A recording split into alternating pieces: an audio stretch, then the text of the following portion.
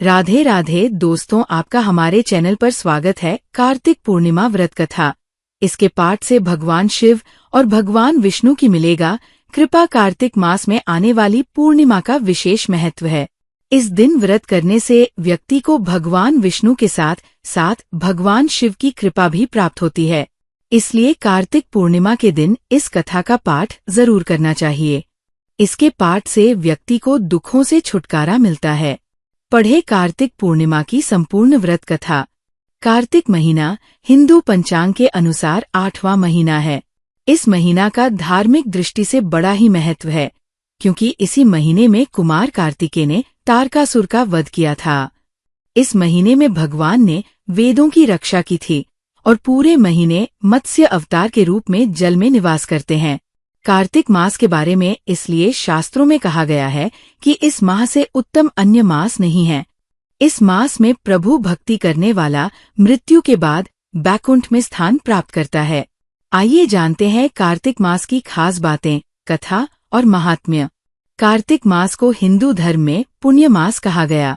इसलिए इस मास यानी महीने में विष्णु भक्त गंगा नदी के तट पर निवास करके मास पारायण व्रत करते हैं। हरिद्वार, प्रयाग और बिहार के सिमरिया में इस समय मास पारायण करने वाले श्रद्धालु गंगा तट पर कुटिया बनाकर रहते हैं और नियमित गंगा स्नान करके भगवान विष्णु की लीला कथा और कार्तिक महात्म्य का पाठ करते हैं। कहते हैं कि जो व्यक्ति कार्तिक के महीने में भगवान विष्णु की भक्ति करता और तुलसी की सेवा करता है, उसके जन्म जन्मांतर के पाप कट जाते हैं और वो उत्तम लोक में स्थान पाता है। कार्तिक मास को हिंदू धर्म में पुण्य मास कहा गया। इसलिए इस मास यानी महीने में विष्णु भक्त गंगा नदी के तट पर निवास करके मास पारायण व्रत करते हैं। हरिद्वार, प्रयाग और बिहार के सिमरिया में इस समय मास पारायण करने वाले श्रद्धालु गंगा तट पर कुटिया बनाकर रहते हैं और नियमित गंगा स्नान करके भगवान विष्णु की लीला कथा और कार्तिक महात्म्य का पाठ करते हैं। कहते हैं कि जो व्यक्ति कार्तिक के महीने में भगवान विष्णु की भक्ति करता और तुलसी की सेवा करता है, उसके जन्म जन्मांतर के पाप कट जाते हैं और वो उत्तम लोक में स्थान पाता है। कार्तिक मास हिंदू पंचांग के अनुसार बहुत ही पवित्र महीना माना जाता है, जो आमतौर पर अक्टूबर और नवंबर के बीच आता है। 2024 में कार्तिक मास की शुरुआत 18 अक्टूबर 2024 से होगी और इसका समापन 15 नवंबर 2024 को होगा। कार्तिक मास का धार्मिक महत्व। पौराणिक कथा के अनुसार भगवान विष्णु का कथन है कि कार्तिक महीना उन्हें अत्यंत प्रिय है। वह कार्तिक के महीने में जल में संपूर्ण वेदों को लेकर निवास करते हैं। इसलिए इस महीने में प्रातः काल स्नान करके भगवान विष्णु और तुलसी की पूजा करने वाले पर नारायण के साथ कुबेर भगवान की भी कृपा होती है। कार्तिक मास का महात्म्य।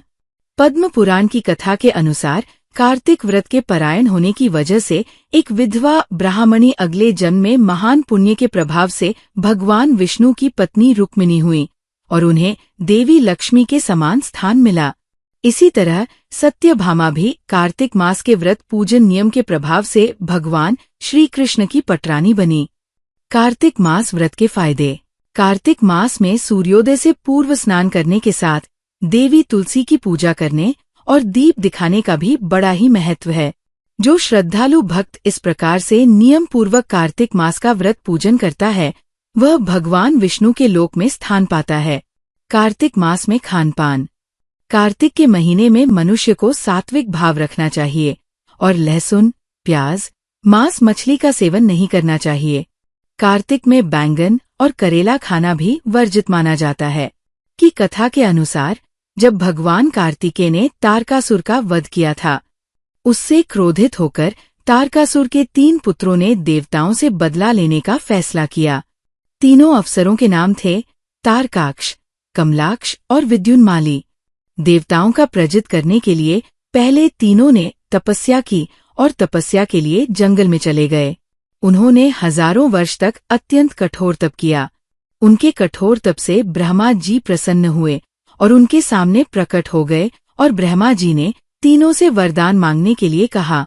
तीनों ने कहा कि ब्रह्मा जी, हमने आपको प्रसन्न करने के लिए कठोर तप किया है, आप हमें अमरता का वरदान दें। उनका ये वरदान सुनकर ब्रह्मा जी ने कहा कि मैं आपको अमरता का वरदान नहीं दे सकता, लेकिन तुम इसमें कोई ऐसी शर्त रख लो जिसके पूर्ण होने पर ही आपकी मृत्यु होगी। वैसा वरदान मैं तुम्हें दे सकता हूँ। ब्रह्मा जी के वचन सुनकर तीनों ने बहुत विचार किया और ब्रह्मा जी से वरदान मांगा, हे प्रभु, आप हमारे लिए 3 तारों पर 3 नगरों का निर्माण करें। वे तीनों तारे अर्थात नगर जब अभिजित नक्षत्र में एक पंक्ति में आएंगे और उसी समय कोई व्यक्ति अत्यंत शांत अवस्था में हमें मारेगा, तभी हमारी मृत्यु होगी और हमें मारने के लिए उस व्यक्ति को एक ऐसे रथ और बाण की आवश्यकता होगी जो बनाना असंभव हो, सिर्फ उससे ही हमारी मृत्यु हो। उनकी इच्छा सुनकर ब्रह्मा जी ने कहा, तथास्तु, आप तीनों के इच्छा के अनुसार ही होगा। तीनों असुरों को मिले वरदान के अनुसार ब्रह्मा जी ने उन्हें 3 तारों पर 3 नगर निर्माण करने के लिए विश्वकर्मा जी को आज्ञा दी। विश्वकर्मा जी ने तारकाक्ष के लिए स्वर्णपुरी, कमलाक्ष के लिए रजतपुरी और विद्युन्माली के लिए लौहपुरी का निर्माण कर दिया। ब्रह्मा जी से वरदान प्राप्त होने के बाद तीनों असुर बहुत प्रसन्न हो गए। इसके बाद उन्होंने सभी लोकों में आतंक फैलाना शुरू कर दिया। इन तीनों असुरों को एक साथ त्रिपुरासुर कहा जाता था।